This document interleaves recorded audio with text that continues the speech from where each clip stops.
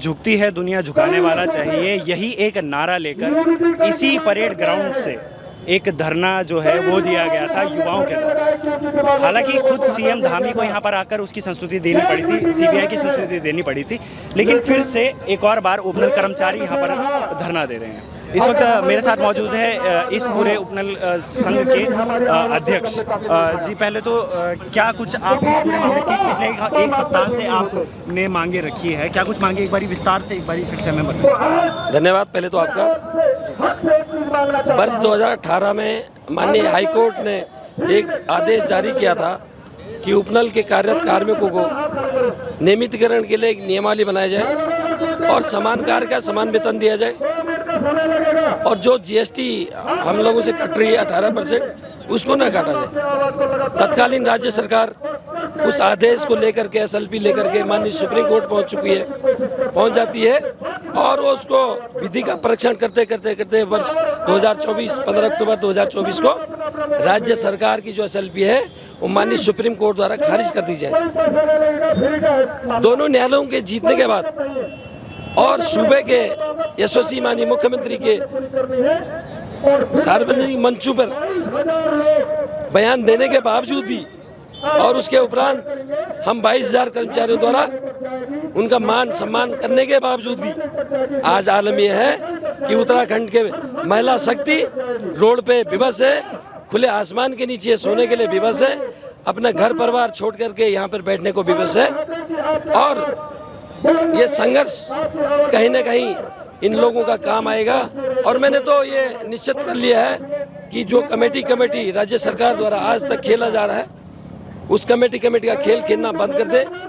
जो इन उप समिति की बनाई थी उसका मैंने सिरे से खारिज कर दिया और जिन्होंने सुधांशु प्रमुख सचिव उनकी अध्यक्षता में भी एक कमेटी गठित की। पर मैं तारीफ करूंगा उस कमेटी का कि उस कमेटी ने उपनल के आंकड़े जुटाने के लिए 5 महीने लगा दिए। पहले उनने जब भी उस कमेटी की बैठकें होती थी तो हर बैठक में एक ही निर्णय लिया था कि आंकड़े उपलब्ध नहीं हो पा रहे उपनल कर्मचारियों की। उस आंकड़े को उपलब्ध कराते 5 महीने उस कमेटी ने ले ली।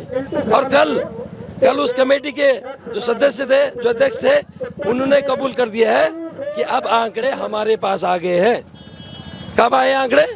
जब हम रोड पे आए। कब बैठती चौपाल? जब हम रोड पे आ जाते हैं। क्या मतलब हम ऐसे ही बैठ के आ गए क्या? हमने जब हड़ताल, आपको तो पता ही होगा कि जब हड़तालें होती है तो राज्य सरकार को चेतावनी लेटर जारी होता है।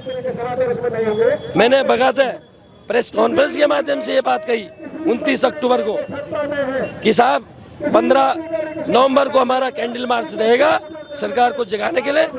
अगर 15 मार्च को कैंडल मार्च के द्वारा सरकार नहीं जाएगी फिर भी तो स्थापना दिवस के 9 नवंबर के उपरांत 10 तारीख को उपनल कर्मचारी अनिश्चितकालीन धरना प्रदर्शन में चले जाएंगे, जिसकी सारी जिम्मेदारी राज्य सरकार की होगी, शासन प्रशासन की होगी। अच्छा, क्या आप इस पूरे धरने से भी यही उम्मीद कर रहे हैं कि जिस तरीके से पिछली बार युवाओं के धरने में खुद सीएम धामी को आकर संस्तुति देनी पड़ी थी, हालांकि इसमें मामला अलग है क्योंकि सीएम धामी भी इस पूरे मामले को कई बार बात कर चुके हैं इस बारे में, लेकिन इसका कुछ हल नहीं निकलता, तो क्या कुछ आप इसके बाद उम्मीद रख रहे हैं? क्या हमारे प्रदेश के यशस्वी मुख्यमंत्री जब मुख्यमंत्री नहीं थे, जब एज ए विधायक थे, वो हमारे धरनों पे आते थे, हमारा शिष्टमंडल लेकर के चीफ सेक्रेटरी के पास वार्ता करने के लिए जाते थे।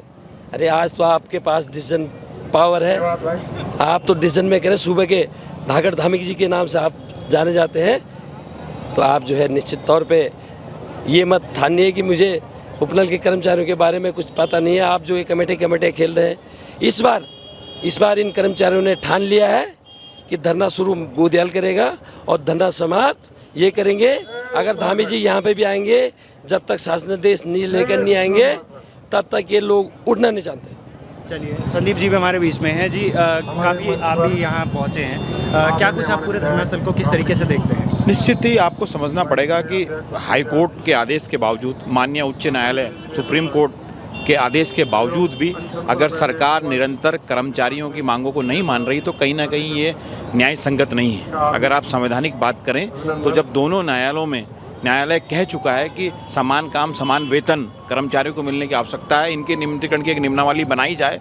उसके बावजूद भी सरकार कर्मचारियों के खिलाफ अगर न्यायालय में निरंतर लड़ रही है, और वो भी उन कर्मचारियों के खिलाफ जो कहीं ना कहीं सैनिकों के आश्रित हैं और कहीं ना कहीं हमारे राज्य के 100% हमारे राज्य के युवा हैं, तो आपको समझना पड़ेगा कि सरकार को सचेत होना पड़ेगा।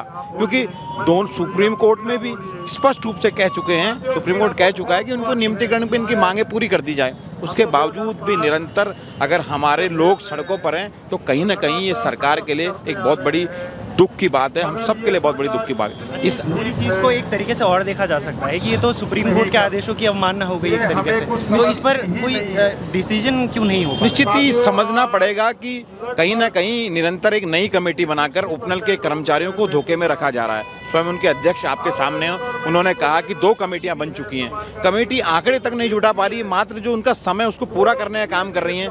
लेकिन अब इंतहा की हद हो चुकी है। अब उपनल के कर्मचारी पूरा महासंघ उनके अध्यक्ष कह रहे हैं, जब तक सरकार के द्वारा जियो जारी नहीं होता है, मात्र आश्वासन नहीं, मात्र कोई नई कमेटी नहीं, जब जियो जारी नहीं हो जाता है, जियो अध्यक्ष जी के हाथ में नहीं आता, कर्मचारियों को आश्वस्त नहीं हो जाते हैं, तब तक वो इस धरने से नहीं उठेंगे। इस धरने में काम हमने अधिवक्ता के रूप में इसमें समर्थन दिया। आज उपनेता सदन भुवन कापड़ी आए हैं, माननीय प्रीतम सिंह जी आए थे, लगातार अलग अलग संगठनों के लोग इनको समर्थन दे रहे हैं कि उनकी मांग जायज़ है। जिसको सुप्रीम कोर्ट जायज़ ठहरा चुका है, वो तो कहीं नाजायज हो नहीं सकता। और निश्चित ही इनकी हक की लड़ाई में हम सबके साथ इनके साथ तन मन धन से पूर्ण सहयोग से इनके साथ खड़े हैं। इस वक्त खटीमा विधायक भुवन कापड़ी जी भी हमारे बीच में पहुंचे हैं, जो लगातार उपनल कर्मचारियों की मांगें उठा रहे थे। भुवन जी, पहले तो इतने समय से ये मांग जो है इतने समय से लंबित चल रही है, क्या कुछ आप इस पर कहेंगे? क्या कुछ क्यों आखिर सुप्रीम कोर्ट के आदेश के बाद भी कुछ नहीं हो पा रहा? देखिए, विधानसभा के सत्र में हम हमेशा उपनल कर्मचारी और अन्य ऐसे कर्मचारी जो लंबे समय से कार्य कर रहे हैं, उनके नियमितीकरण की नियमावली और उनको समान कार्य समान वेतन की बात करते हैं। लेकिन भारतीय जनता पार्टी की सरकार लगातार इनके खिलाफ कोर्ट में पहले सिंगल बेंच से डबल बेंच में, डबल बेंच से सुप्रीम कोर्ट तक जब इनके पक्ष में फैसला आया, उसके बावजूद भी कभी कमेटी कभी सब कमेटी बनाकर बहानेबाजी कर कहीं न कहीं टालने का काम कर रही है। सरकार अपनी छवि सुधारने के लिए 1100 करोड़ रुपए 4 वर्षों में जो मीडिया को दे सकती है, चारों ओर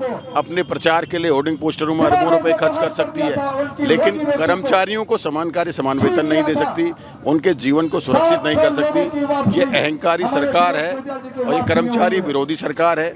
राज्य में हर तबका इनसे त्रस्त है, चाहे कर्मचारी हो, चाहे युवा हो, चाहे बेरोजगार हो, चाहे महिला हो, चाहे किसान हो, चाहे व्यापारी हो। ये तानाशाह बनकर लोगों के मन में भय पैदा करना चाहती है और लोगों के शांत तरीके से चले हुए आंदोलनों को भी ये दमन करके उन आंदोलनों को ख़त्म करना चाहती है। हम सारे कांग्रेस के लोग उपनल कर्मचारियों के पक्ष में हैं। समान कार्य समान वेतन होना चाहिए और नियमितीकरण की नियमावली बननी चाहिए। इसी से मेरा सवाल आता है कि अगर इस धरने के बाद भी कुछ खास नहीं निकलता, तो कांग्रेस क्या करेगी उपनल कर्मचारियों? ये विधानसभा के सत्र में हम उपनल कर्मचारियों की बात लगातार पिछले 4 वर्षों से कर रहे हैं, और अगर उपनल कर्मचारी का हल नहीं निकलता, जो भी आंदोलन उपनल के कर्मचारी करेंगे, तो कांग्रेस पार्टी उनके साथ कंधे से कंधा मिलाकर उनका साथ देगी। सर, सबसे पहले नमस्कार आपको और बहुत बहुत धन्यवाद आपका जो हमारी आवाज़ आप शासन प्रशासन सरकार तक पहुंचा रहे हैं। सर, मैं सबसे सीमावर्ती जिले पिथौरागढ़ का रहने वाला हूँ और मैं एक बात बता देना चाहता हूँ, मैं भी एक सैनिक का लड़का हूँ। जैसे हमारे माननीय पुष्कर सिंह धामी जी एक सैनिक के लड़के हैं, मैं भी एक सैनिक का लड़का हूँ।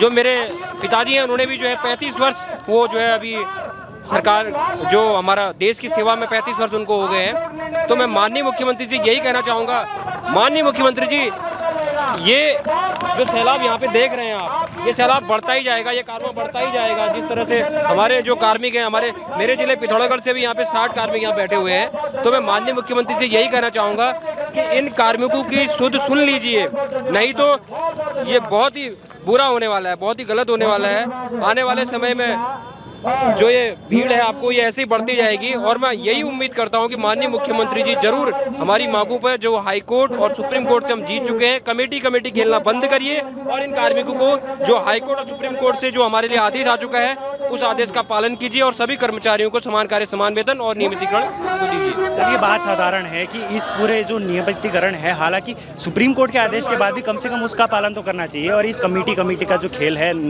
ये मत खेलिए, क्योंकि इसी तरीके से धरनों से हमें ये प्रदेश मिला है और इसी तरीके से इस धरनों के जरिए ही शायद हम इस प्रदेश को कहीं ना कहीं सही या गलत बताएंगे। यही मांगे लेकर उपनल कर्मचारी यहाँ पर बैठे हैं। तब तक के लिए बाकी अपडेट्स के लिए बने रहिएगा विजय पथ न्यूज़ के साथ। बहुत बहुत धन्यवाद।